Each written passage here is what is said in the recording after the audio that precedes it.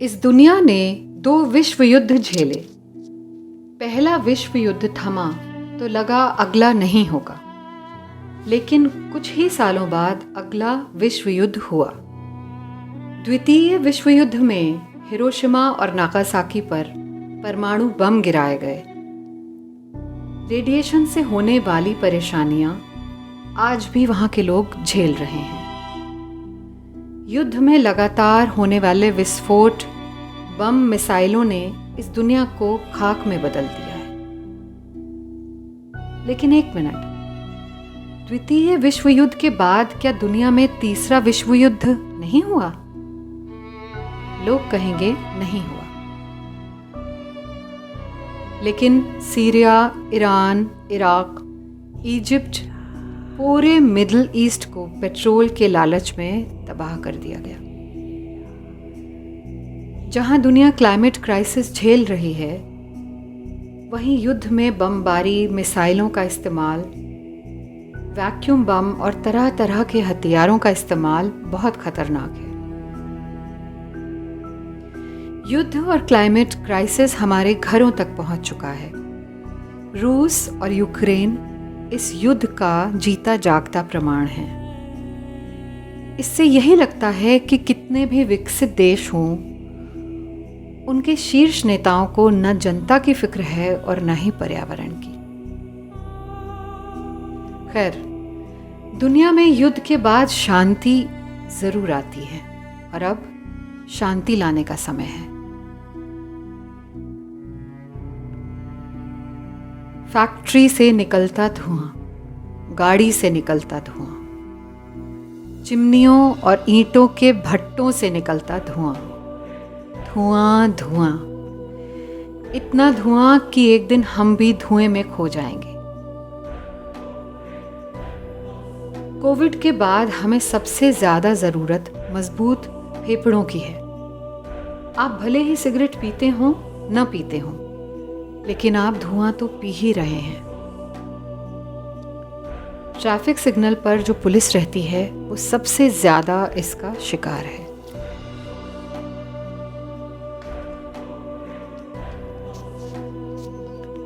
बिजली बनाने के लिए लगातार कोयले का इस्तेमाल पर्यावरण को नुकसान पहुंचा रहा है। हमें ऊर्जा के अतिरिक्त स्रोतों पर भी पूरा ध्यान देना चाहिए, जैसे सोलर एनर्जी और हाइड्रो पावर। चलिए आइए सुनते हैं इस बारे में पर्यावरण कार्यकर्ताओं का क्या कहना है।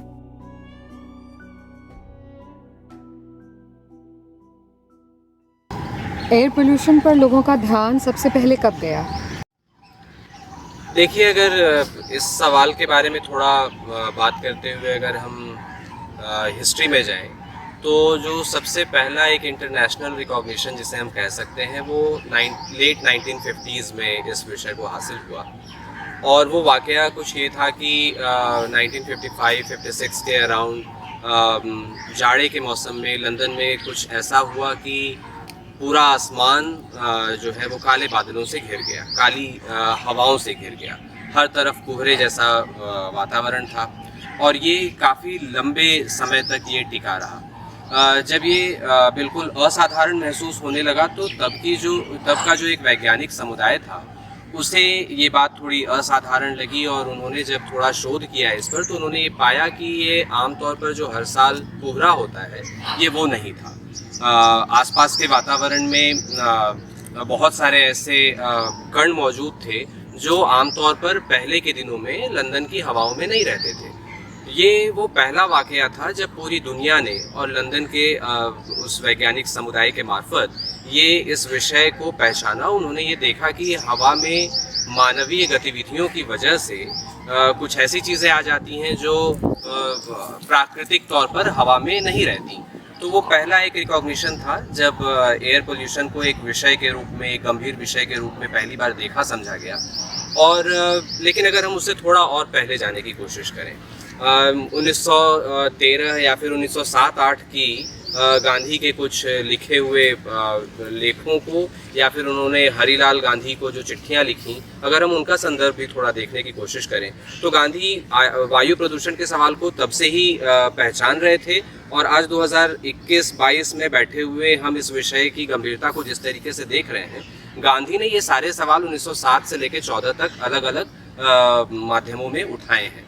जैसे मैं एक जिक्र करूं एक वक्तव्य का, गांधी ने 1907 में ये बात कही, उन्होंने मुंबई और अफ्रीका के एक शहर डरबन की तुलना करते हुए ये कहा कि वैसे तो प्रकृति ने साफ हवा हमें मुफ्त उपलब्ध कराई है, लेकिन आज की तारीख में समस्या ये हो गई है कि अगर हमें साफ हवा की दरकार हो, अगर हमारे आसपास कोई टीबी का मरीज हो या फिर कोई कुछ ऐसे गंभीर बीमारियों से पीड़ित कोई अगर मरीज हो जिन्हें साफ हवा की दरकार हो, डॉक्टर्स उन्हें कुछ पैसे खर्च करके किसी हिल स्टेशन पर जाने की सलाह दे रहे हैं। इसका मतलब ये हुआ कि जो साफ और शुद्ध हवा प्रकृति ने हमें हमारे आसपास की उपलब्ध कराई थी, हमने उसे अब इतने बुरे तरीके से प्रभावित कर दिया है कि साफ हवा हासिल करने के लिए हमें पैसे खर्च करके किसी हिल स्टेशन पर जाने की ज़रूरत है। और अगर इसे थोड़ा और बारीकी से समझें तो ये बात समझ में आ जाती है कि अगर आम आदमी अब पैसे न खर्च करे तो उसे साफ हवा नहीं मिलेगी। तो अगर हम इन सारे संदर्भों को देखें तो शायद 1907-8 ही वो समय था जब पहली बार गांधी ने ये आग्रह किया वैश्विक समुदाय से कि वायु प्रदूषण के बारे में गंभीरता से सोचा समझा जाए। एक और लेख के बारे में हम बात करें जो 1913-14 के आसपास गांधी ने लिखा, जिसमें उन्होंने साफ तौर पर ये बताया कि एक मनुष्य खाने के बगैर लगभग 1 दिन तक रह सकता है या 2 दिन तक रह सकता है। पानी पीने के बगैर वो शायद 12-15 घंटे रह सकता है, लेकिन हवा एक ऐसी चीज़ है जिसके बगैर वो 1 मिनट भी नहीं रह सकता। ये इतनी अनिवार्य चीज़ अपनी ज़िंदगी के लिए है जिसके महत्व को हम दरकिनार करते हुए उसे ही गंदा कर रहे हैं। तो ये एक आने वाले समय में एक बड़ा क्राइसिस पैदा करेगी, बड़ा संकट पैदा करेगी। तो हम देख सकते हैं कि 13-14 में गांधी ने जो कहा कि एक बड़ा संकट पैदा होगा आने वाले समय में, आज 2022 में यहाँ लखनऊ में बैठे हुए हम ये देख रहे हैं कि ये वाकई एक बड़े संकट के बतौर हमारे सामने है। और इसका जो भी हिस्टोरिकल पर्सपेक्टिव है जिसकी हमने बहुत संक्षेप में भी ये चर्चा करी, ये सारे पर्सपेक्टिव लगातार हवा की बदलती हुई बिगड़ती हुई गुणवत्ता और उसका मानव स्वास्थ्य पर पड़ने वाले असर के बारे में लगातार वो इंगित कर रहे हैं, चाहे वो गांधी की लेखनी हो या फिर 1955-56 के आसपास लंदन की बिगड़ी हुई हवा हो। तो अब आज 2022 में ये बहस थोड़ी ज़्यादा संगठित हुई है और पहली बार हम थोड़ा पिछले 5-7 वर्षों का अगर हम संदर्भ लें उत्तर प्रदेश का या फिर भारत के दूसरे अन्य राज्यों का, तो ये पहली बार ऐसा हुआ है कि हम वापस लौट करके उन गंभीर बहसों की तरफ जा रहे हैं और पहली बार संभवतः हम ये देखने की कोशिश कर रहे हैं कि मानव स्वास्थ्य पर इसका क्या असर है। वर्तमान में जो वायु प्रदूषण का संकट है उसकी क्या मुख्य वजह है? रोज़ाना बढ़ती हुई डिमांड को पूरा करने के लिए हमारी सरकारों ने जो सबसे मुफीद तरीका समझा वो कोयले जला करके बिजली बनाने का तरीका उन्हें समझ में आया। पहले दिन से ही जब इस तकनीक के पीछे हमारी सरकार गई, मेरा ख्याल है संभवतः 1980 के दशक में पहला एक बड़ा थर्मल पावर यूनिट भारत ने शुरू किया था NTPC की ओर से, तब से लेकर के आज तक भारत सरकार का झुकाव जो है वो थर्मल पावर जनरेशन की तरफ है।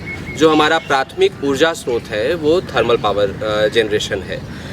इससे जितनी मात्रा में कार्बन और दूसरे जो नुकसानदेह कंपोनेंट हैं वो जो लगातार रिलीज़ होते हैं, इसका बहुत बुरा असर है हमारी जो एम्बिएंट एयर है उस पर।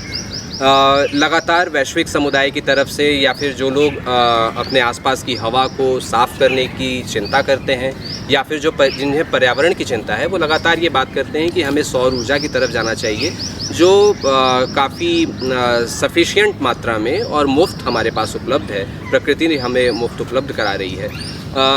लेकिन अभी तक जो झुकाव है या तो सरकारों का या जो औद्योगिक समूह हैं जो बिजली बनाने के काम में हैं, उनका झुकाव निरंतर बना हुआ है कोयले से बनने वाली बिजली में।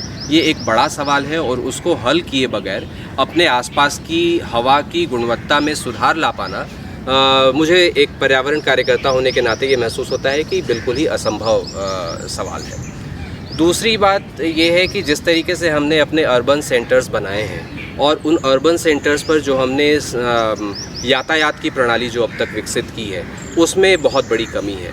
ज़्यादातर जो लोग हैं वो उनकी निर्भरता कह लें या उनके पास जो विकल्प हैं वो अपने निजी वाहनों के ही हैं और उन निजी वाहनों के आधार पर जो हमारे ये अर्बन सेंटर्स काम कर रहे हैं वो लगातार वायु प्रदूषण को बढ़ाने का काम करते हैं। जिस तरीके से पेट्रोल और डीज़ल का कंजम्पशन हम अपने प्राइवेट व्हीकल्स में करते हैं ये एक बड़ा सवाल है जिसे हल किया जाना काफ़ी ज़रूरी है और ये हल करने की दिशा में आगे अगर बढ़ने की कोशिश हो तो एक बहुत ही अच्छे विकल्प के तौर पर हमारे पास सार्वजनिक परिवहन प्रणाली है जहाँ पर लोगों के पास अगर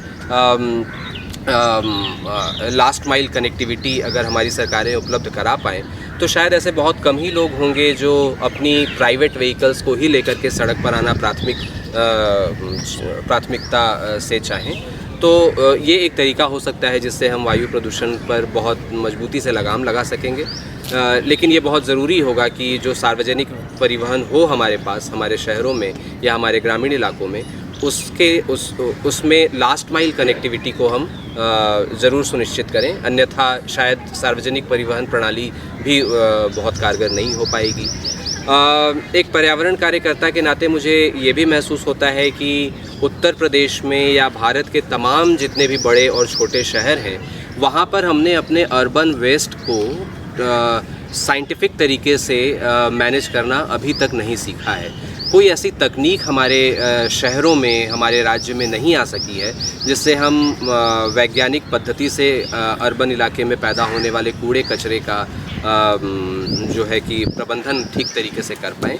ये एक बड़ा सवाल है। आप देख सकते हैं कि चाहे वो बनारस हो, मेरठ हो, लखनऊ हो, आगरा हो या फिर उत्तर प्रदेश की ही बात इसमें करना ज़रूरी नहीं है। आप दिल्ली घूम लें, बेंगलुरु घूम लें, मुंबई घूम लें, अर्बन इलाकों में कचरे का जलाया जाना ही आम लोगों को ये लगता है कि यही शायद सबसे आसान तरीका है और यही एकमात्र उपलब्ध तरीका है कचरे के निस्तारण का। तो कहीं तो भी ये न केवल समझ बनाने की ज़रूरत है अर्बन पॉपुलेशन के बीच में कि कचरे को जलाए जाने से हमारे ही आसपास की हवा की गुणवत्ता ख़राब होती है, बल्कि साथ साथ ये भी करने की ज़रूरत है कि हमारी सरकारें ऐसी एजेंसीज़ को ये काम सौंपें जो हमारे आसपास के इलाके में जो भी कचरा पैदा होता है मानवीय गतिविधियों के दौरान उसको उस जगह से उठा करके सही जगह पर ले जा करके निस्तारित करें। वैश्विक समुदाय तो एक बात लगातार ये कहता रहा है कि कचरा तभी तक कचरा है जब तक वो गलत जगह पर है। एक कचरा जब सही जगह पर पहुंच जाता है तो उससे वो एक संसाधन है और वो कई उद्योगों का के लिए एक फ्यूल का काम करता है, रिवेन्यू जनरेशन का काम करता है। तो सही जगह पर ले जा करके हम कचरे का निस्तारण करना शुरू करें। ये काफ़ी ज़रूरी 3 ऐसे मसले हैं जहाँ पर बिजली बनाने के तौर तरीक़ों का रीऑर्गेनाइजेशन किया जाए, रीप्लानिंग हो उसमें, साथ साथ हम अपने पब्लिक ट्रांसपोर्ट को दुरुस्त करें, उसमें लास्ट माइल कनेक्टिविटी को एश्योर करें। और तीसरी जो बड़ी बात है वो ये कि हमारा जो भी अर्बन वेस्ट है उसका मैनेजमेंट हम प्रॉपर तरीके से करें, साइंटिफिक तरीके से करें, जिससे हम अपने पर्यावरण को बेहतर बनाने की दिशा में आगे बढ़ पाएँ। सोलर एनर्जी क्लाइमेट चेंज को रोकने में किस प्रकार सहायक है? सोलर एनर्जी क्लाइमेट चेंज रोकने में किस प्रकार सहायक है उसके बारे में बात करने से पहले मुझे लग रहा है कि भारत में क्या स्थिति है क्लाइमेट चेंज की, उस पर अगर हम देखें तो भारत तीसरा ऐसा देश है दुनिया भर में जो सबसे ज़्यादा एमिशन जो है वो जनरेट करता है। और ये एमिशन जनरेशन में सबसे ज़्यादा कंट्रीब्यूशन जो है वो कोल पावर प्लांट्स का है। और भारत दूसरा ऐसा देश है दुनिया भर का जो उनकी बिजली की जो डिपेंडेंसी है वो कोल पावर प्लांट्स पर ज़्यादा है। तो इस तरह से अगर देखें तो भारत में जो डेटा आ रहा है WHO का और दूसरे इंटरनेशनल एजेंसीज़ का, जिसमें एयर पोल्यूशन का डेटा सबसे ज़्यादा मायने रखता है, जो इंडिया का कितना प्रभाव पड़ रहा है वायु प्रदूषण का और क्लाइमेट चेंज का भारत के लोगों पर, भारत के लोगों के स्वास्थ्य पर, वो देखें तो वो डेटा बहुत ज़्यादा है। हर रोज़ 65,000 से ज़्यादा लोगों की मौत जो है वो वायु प्रदूषण के कारण हो जाती है। तो इस तरह के आंकड़े काफ़ी डरावने हैं। और सौर ऊर्जा इस क्लाइमेट चेंज को रोकने में सहायक है। उस नज़रिए से हम अगर देखें तो सौर ऊर्जा बेसिकली हमें एक मुफ्त ऊर्जा है और प्रकृति ने हमें दी है, जो कि मुफ्त ऊर्जा है, और उसका प्रयोग हम उसकी जो हीट है, उसका जो ताप है, उसको बिजली में कन्वर्ट करके हम अपने रोज़ाना की जो बिजली है उसमें हम कैसे उपयोग कर सकते हैं, बेसिकली वो है। भारत में सौर ऊर्जा के प्रयोग की बात अगर हम देखें तो भारत ने ही शायद दुनिया में पहली बार सौर ऊर्जा को लेकर एक संगठित प्रयास करने की कोशिश की। 2014 में प्रधानमंत्री द्वारा एक नेशनल सोलर अलायंस का गठन किया गया फ्रांस के साथ मिलकर, जिसमें दुनिया भर के बहुत सारे देश शामिल हैं। और वो बेसिकली इसीलिए है कि हम अपने देशों में, अपने राज्यों में किस प्रकार सौर ऊर्जा को बढ़ा सकते हैं और कोल पावर प्लांट्स को हम से आने वाली बिजली को हम रिड्यूस कर सकते हैं। बेसिकली ये उस पर है। अगर हम थोड़ा आंकड़ों पर जाएं कि सौर ऊर्जा के क्या आंकड़े हैं, तो सौर ऊर्जा का पहला टारगेट जो पेरिस एग्रीमेंट के तहत 175 गीगावाट का था, जिसमें कि सौर ऊर्जा और दूसरे रिन्यूएबल एनर्जी के जो सोर्सेज हैं उनके थ्रू बिजली जनरेट करने का था। उसके बाद हाल में ही एक नया टारगेट लिया गया है कि 500 गीगावाट बिजली जो है सोलर एनर्जी से जनरेट की जाएगी 2030 तक का ये टारगेट रखा गया है सौर ऊर्जा के संदर्भ में। और अब तक जो उपलब्धियां आई हैं सौर ऊर्जा को लेकर, उसमें अगर हम देखें तो अभी तक तकरीबन 35 या 39% के लगभग जो सौर ऊर्जा है वो अभी वो इंस्टॉल्ड कैपेसिटी है कोल पावर प्लांट्स की, वो 63% है, और लगभग 80% के आसपास बिजली जो है जनरेट हो रही है कोल पावर प्लांट से। और वहीं हम सौर ऊर्जा का अगर कंपैरेटिव एनालिसिस इन दोनों कॉन्टेक्स्ट में अगर करके देखें तो 22% इंस्टॉल कैपेसिटी है सौर ऊर्जा की, रिन्यूएबल एनर्जी की भारत में, और जो उनका जनरेशन है, जो प्रोडक्शन है, वो 9.2% के आसपास है। तो इन दोनों आंकड़ों में हम साफ तौर पे देख सकते हैं कि जहाँ कोल पावर प्लांट्स के इंस्टॉल कैपेसिटी कम है लेकिन जनरेशन बहुत ज़्यादा हो रहा है, यानी कि उपयोग उसका बहुत ज़्यादा हो रहा है। और 22% अगर सौर ऊर्जा का इंस्टॉल कैपेसिटी है तो उसका उपयोग बहुत ज़्यादा है, यानी कि सरकारें जो हैं सोलर पैनल्स और सोलर एनर्जी का एक्सपेंशन तो कर रही हैं, सोलर पैनल इंस्टॉल तो करवा रही हैं, लेकिन अभी उनका बराबरी से उपयोग नहीं हो पा रहा है जितना उसका कैपेसिटी है। तो बेसिकली ये एक बड़ी वजह है जिस वजह से सरकारों को काम करने की इसमें ज़्यादा ज़रूरत है कि आगे आकर वो ये जो इंस्टॉल कैपेसिटी जो वो टारगेट दे रहे हैं, वो टारगेट को इम्प्लीमेंट करें, उसको अचीवमेंट की तरफ, तभी वो आगे बढ़ सकता है जब तक वो प्रॉपर इम्प्लीमेंट हो पाए। और सौर ऊर्जा के और कोल पावर प्लांट्स के अगर इन्वेस्टमेंट की बात अगर की जाए, ख़ासतौर पे इंडियन कॉन्टेक्स्ट में, तो उसमें भी बहुत बड़ा गैप है इन दोनों ही सेक्टर में इन्वेस्टमेंट का। जहां भारत में 5.2 ट्रिलियन के आसपास इन्वेस्टमेंट जो है वो सौर ऊर्जा के लिए है, वहीं 245 ट्रिलियन का इन्वेस्टमेंट कोल पावर प्लांट्स में। तो ये दोनों बहुत गैप है इन आंकड़ों में। और जो भारत का कमिटमेंट है, अभी हाल में ही प्रधानमंत्री ने कमिटमेंट दिया ग्लासगो में जो सम्मेलन हो रहा था COP26 का, तो उसमें उन्होंने बोला कि भारत नेट ज़ीरो एमिशन तक 2070 तक पहुंच जाएगा। वो कमिटमेंट और इस डेटा में काफ़ी अंतर है। जब तक हम इन्वेस्टमेंट सौर ऊर्जा के क्षेत्र में नहीं बढ़ाएंगे, तब तक वो अचीवमेंट जो है, वो गोल अचीव, जो भी टारगेट रखा जा रहा है, वो अचीव होना बहुत ही मुश्किल है। भारत में एनर्जी ट्रांजिशन का क्या स्वरूप होना चाहिए जिससे हम पर्यावरण को भी सुरक्षित बना सकें?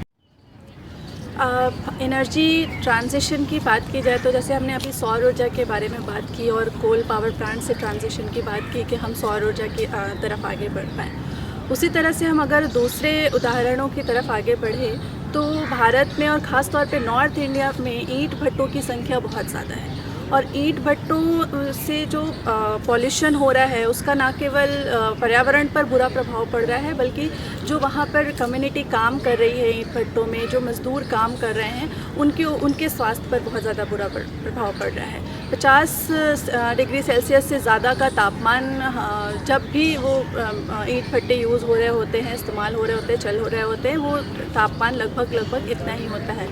तो इस तापमान को कम करने के लिए अगर भारत आगे बढ़ना चाहता है तो उसमें एक बहुत बेहतर सॉल्यूशन है कि ईंट भट्टों में एक नई टेक्नोलॉजी लेकर आई जाए और इस ट्रांजिशन को जस्ट बनाया जाए। तो नई टेक्नोलॉजी क्या है? अगर नई टेक्नोलॉजी पे हम बात करें तो भारत में जिगजैग टेक्नोलॉजी एक बहुत बेहतर टेक्नोलॉजी है, जिसके ज़रिए हम जो ईंट भट्टों से निकलने वाला पॉल्यूशन है और ईंट भट्टों में के पास जो रहने वाले लोगों पर जो उनका प्रभाव पड़ रहा है उसको हम रिड्यूस कर सकते हैं। जिगजैग टेक्नोलॉजी बेसिकली वह है जिसमें कि जो पुराने परंपरागत ईंट भट्टे हैं उसी में ही थोड़ा टेक्नोलॉजी शिफ्ट की जाती है, जिसके ज़रिए फिर एक तो जो एमिशन है वो कम होता है और जो डस्ट पार्टिकल्स हैं उसके वो नीचे आते हैं, उसका हम रीयूज़ दूसरे ब्रिक्स बनाने में कर सकते हैं और वहाँ के तापमान में भी गिरावट आती है। तो इस तरह का ट्रांजिशन की ओर अगर हम आगे बढ़ेंगे तो जाहिर सी बात है कि क्लाइमेट चेंज को भी हम रिड्यूस कर रहे होंगे और जो आंकड़े दिन प्रतिदिन डरावने आंकड़े आ रहे हैं वायु प्रदूषण और जलवायु प्रदूषण परिवर्तन से होने वाली मौतों के, तो उसमें भी हम कमी लेकर आ सकते हैं।